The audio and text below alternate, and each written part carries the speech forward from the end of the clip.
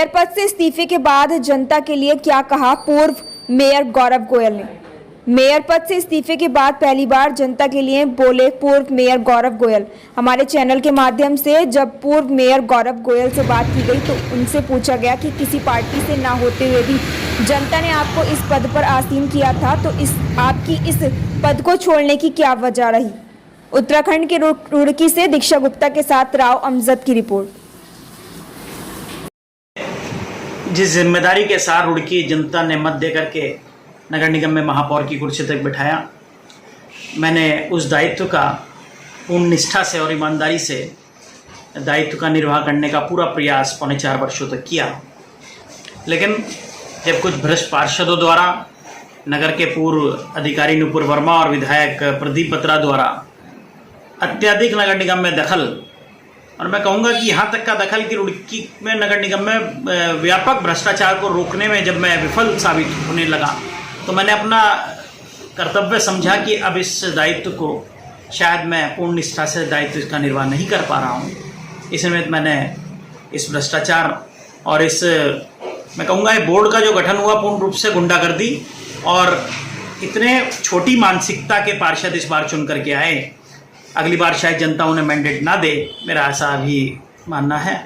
देखिए, मेरी जनसेवा को लेकर के मैंने शुरू से पिछले 25 वर्षों से जिस प्रकार जनसेवा के काम किए, और ये काम मैं लगातार जीवन भर करता रहूँगा, ऐसी मेरी इच्छा है। और मैंडेट मुझे दिया था, मुझे खुशी है इस बात की कि मैंने अपने असूलों से, अपने सिद्धांतों से समझौता नहीं किया और ईमानदारी से अपना कार्यकाल पूरा किया है। जितना भी मुझे समय ईश्वर ने दिया मैंने उसको पूरा किया।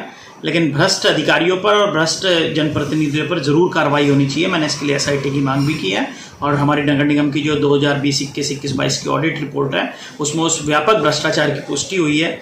जांच जारी है। मुझे पूर्ण उम्मीद है कि धामी जी की सरकार ऐसे भ्रष्ट अधिकारियों पर और रुड़की जनप्रतिनिधि प्रदीप बत्रा पर कठोरतम कार्रवाई करेगी। ऐसा भ्रष्ट व्यक्ति अगर मंत्री बनता है तो निश्चित रूप से यहाँ शहर की फिजा और प्रदेश के अंदर लूट का माहौल बनाएगा।